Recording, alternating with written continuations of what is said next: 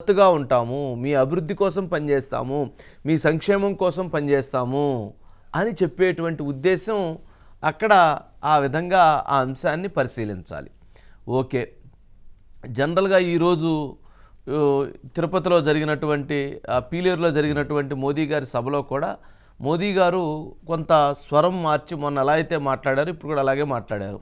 ఈ రాష్ట్రం అవినీతిమయం అయిపోయింది, ఎవరైతే ఇక్కడ ఉన్నటువంటి మంత్రి పేరు ఎత్తలేదు, పెద్దిరెడ్డి గారి పేరు, ఇక్కడున్న మంత్రి తీవ్రమైనటువంటి అవినీతి అరాచకాలకు పాల్పడ్డారు, అతనికి రిపేర్ చేయాల్సిన అవసరం ఉంది అన్నారు.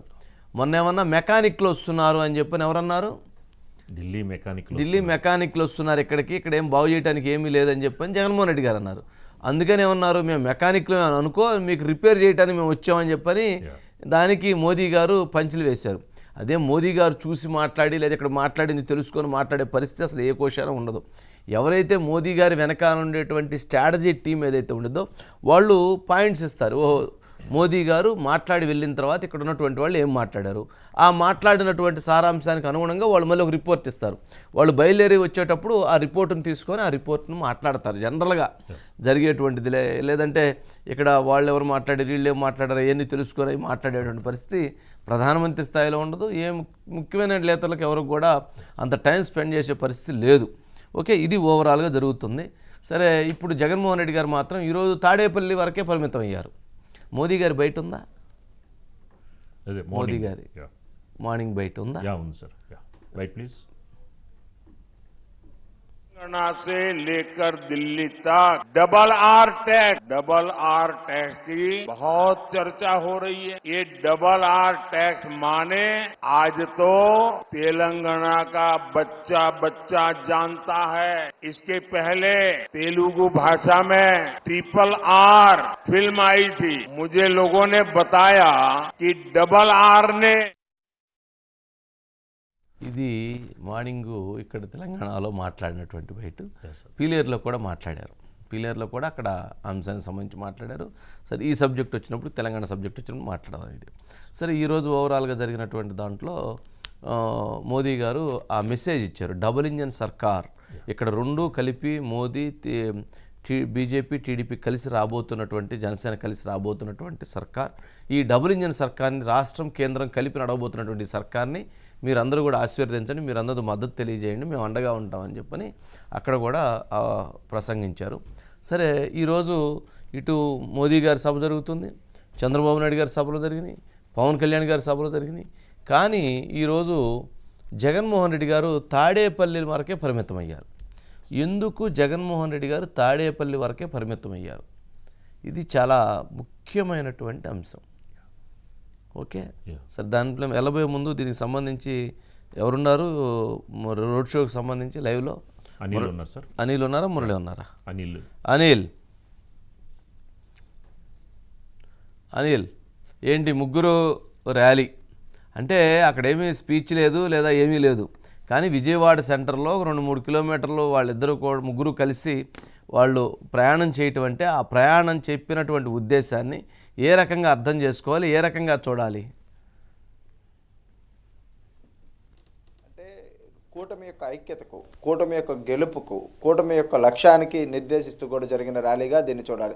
ప్రధానమంత్రి నరేంద్ర మోడీ తొలిసారి విజయవాడలో కూడా ఒక రోడ్ షోలో పాల్గొనడం అనేది కూడా ఇదే తొలిసారి. అయితే ఈ కార్యక్రమానికి వచ్చిన జనాన్ని చూస్తే సార్, ఒక్క విజయవాడ నుంచి కాదు, చుట్టుపక్కల నుంచి కూడా అనేక మంది నరేంద్ర మోడీని, అటు చంద్రబాబు, ఇటు పవన్ కళ్యాణ్, ఈ ముగ్గురు అగ్రనేతలను చూడడానికి పెద్ద ఎత్తున తరలి వచ్చారు. వాస్తవానికి ఇక్కడ సందేశం ఉంటుందని అందరూ కూడా భావించినప్పటికీ కొన్ని ఏదైతుందో టెక్నికల్ రీజన్స్, సెక్యూరిటీ పరంగా కూడా ఇక్కడ రోడ్ షో మాత్రమే నిర్వహించారు. అయితే ఆ రోడ్ షో ద్వారా తమ ఆలోచనల్ని, తమ లక్ష్యాలను ఏ విధంగా అయితే నిర్దేశించుకున్నారో అవి చెప్పే ప్రయత్నం అయితే చేసినట్లు కనిపిస్తుంది. మొత్తం మీద ప్రధానమంత్రి నరేంద్ర మోడీ ఆంధ్రప్రదేశ్లో తొలి ఎన్నికల ప్రచార సభలో ఆ రోజు చిలకలూరుపేట సమీపంలో పాల్గొన్నారు. తర్వాత అటు ఏదైతే అనకాపల్లిలోను, రాజమండ్రిలోను, ఈరోజు పీలేరులోను, తర్వాత విజయవాడలో రోడ్ షోలో.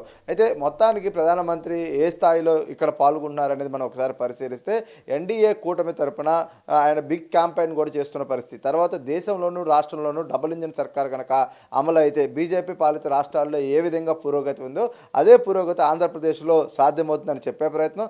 గత 5 ఏళ్లలో ఏదైతే జగన్మోహన్ రెడ్డి పరిపాలనలో జరిగినటువంటి అనేక అక్రమాలను ఆయన ఆయన నోటి నుంచి మద్యం విషయం వచ్చింది, ఇసుక విషయం వచ్చింది, అదేవిధంగా అక్రమ కేసులు, వేధింపులతో పాటు ఇంకా అనేక విషయాలను కూడా ఆయన ఆంధ్రప్రదేశ్లో వచ్చిన సందర్భంగా మాట్లాడడం జరిగింది. అంటే ప్రధానమంత్రి నోటి నుంచి కూడా ఆంధ్రప్రదేశ్లో చోటు చేసుకున్న పరిణామాలు బయటికి రావడంతో ప్రజల్లో కొంత ఆలోచన మారుతా ఉంది. ఇప్పటి వరకు బీజేపీ జగన్మోహన్ రెడ్డికి వెనక ఉంది, కొంత సహకారం అందిస్తుందనే విమర్శలు, ఆరోపణలు ఉన్నప్పటికీ కూడా వాటన్నిటినీ పటాపంచలు చేస్తూ ఒకటి డబుల్ ఇంజిన్ సర్కార్ కనుక అమలైతే అభివృద్ధి సాధ్యమవుతుందని చెప్పే ప్రయత్నం ఒకటి, రెండవది ఖచ్చితంగా వైసీపీ రాజకీయ ప్రత్యర్థే మాకు, వారితో మాకు ఎలాంటి ఏదైతుందో ఒప్పందాలు కావచ్చు, ఎలాంటి ఆలోచన మిత్రబంధం లేదు, ఖచ్చితంగా ప్రత్యర్థి పార్టీగానే చూస్తామని చెప్పే ప్రయత్నం మోడీ చేసిన పరిస్థితి కనిపిస్తోంది ప్రధానమంత్రి గారు.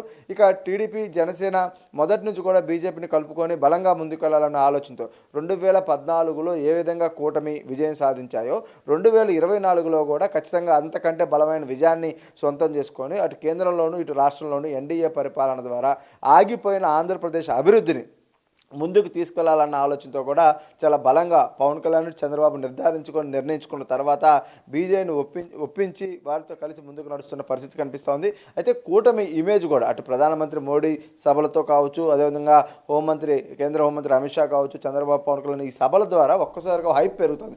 రోజు రోజుకి కూటమి గ్రాఫ్ పెరుగుతూ ఉంటే అధికార వైసీపీలో కొంత టెన్షన్ కనిపిస్తోంది. అయితే ప్రధానంగా గడిచిన 4 రోజుల నుంచి చోటు చేసుకున్న పరిణామాల తరువాత వైసీపీ క్యాడర్లో నిరుత్సాహం కనిపిస్తూ ఉంటే వైసీపీ ముఖ్య నాయకత్వంలో ఆందోళన కనిపిస్తోంది. ఓటమి భయం వెంటాడుతుందా అనే విధంగా వారి వ్యాఖ్యలు కనిపిస్తోంది. ముఖ్యమంత్రి నోటి నుంచి వచ్చినటువంటి కొన్ని వ్యాఖ్యలను సొంత పార్టీ నేతలు కూడా ఆలోచించే విధంగా కనిపిస్తోంది. జగన్మోహన్ రెడ్డి గారు ఏదైతే ఉందో మచిలీపట్నంలో చేసిన వ్యాఖ్యలు కావచ్చు, లేదంటే గడిచిన 2-3 రోజుల నుంచి చేస్తున్న వ్యాఖ్యల పట్ల ఆ పార్టీ క్యాడర్లో అభద్రత ఏర్పడింది. ఓటమికి తప్పదేమో, ఎందుకంటే స్వయాన అధినాయకుడే ఆ ఆలోచన దిశగా ఉన్నట్లు కనిపిస్తుందనే చర్చ వైసీపీ ఇంటర్నల్ సర్కిల్స్లో బలంగా నడుస్తుంది. ఈ నేపథ్యంలోనే ఈరోజు కొన్ని ఏదైతుందో కార్యక్రమాల్లో పాల్గొనాల్సి ఉన్నప్పటికీ కూడా ముఖ్యమంత్రి బయటికి రాలేదు, ఆయన ఇంటికే పరిమితమయ్యారనే పరిస్థితి కూడా కనిపిస్తోంది. ఇక ఖచ్చితంగా టీడీపీ ఎన్డీఏ కూటమికి మోడీ యొక్క ఆకర్షణ అదనపు బలంగానే ఆంధ్రప్రదేశ్లో చెప్పుకోవచ్చు. ఎందుకంటే అమరావతి విషయం పైన ఆయన ప్రస్తావించారు. 3 రాజధానులతో అభివృద్ధి ఏ విధంగా ఆగిపోయిందనే విషయాన్ని చెప్పడం మనం చూసాం. దీనికి తోడు